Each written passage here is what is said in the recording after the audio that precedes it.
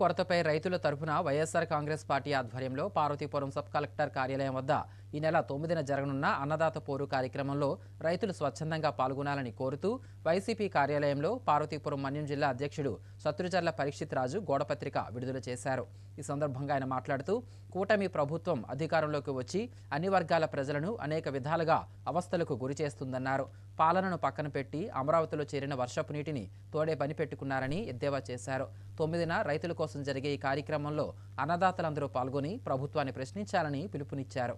ఈ కార్యక్రమంలో పార్వతీపురం మాజీ ఎమ్మెల్యే అలజంగి జోగారావు, కురుపాం నియోజకవర్గ నాయకులు, కార్యకర్తలు పాల్గొన్నారు.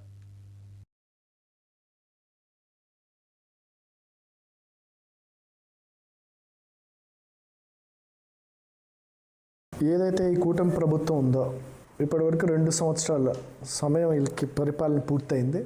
అయితే ఈ పరిపాలనలో కూటమి ప్రభుత్వం ఏ విధంగా రైతుల పట్ల కానీ, యువకుల పట్ల కానీ, పేదల పట్ల కానీ, లేకపోతే అర్హులైన పేదవాళ్ళ విషయంలో కానీ ఏ విధంగా నిర్లక్ష్యం, అన్యాయం జరుగుతుందో మనందరం కూడా చూస్తున్నాం. 9వ తారీఖున రైతులకు ఏదైతే ఎరువులు విషయంలో, మనకి యూరియా విషయంలో చాలా ఇబ్బందులు, మనందరం కూడా రైతులందరూ కూడాను యూరియా విషయంలో చాలా ఇబ్బందులు పడుతున్నారు.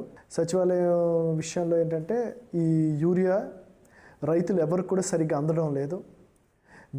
పూర్తిగా బ్లాక్లోకి వెళ్ళిపోయింది.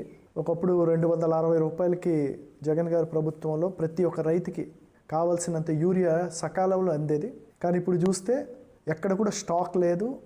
ఇంకా కావాలంటే బ్లాక్లో 500, 600కి రైతులకి బ్లాక్లో అమ్మే పరిస్థితి ఉంది. పాపం రైతులు ఎక్కడ కూడా పోనీ కొందామన్నా కూడా స్టాక్ లేదు. ఎక్కడో బ్లాక్ మార్కెట్లో వాళ్ళు అడిగినంత రేటుకి కొనాల్సిన పరిస్థితి ఈరోజు ఉంది.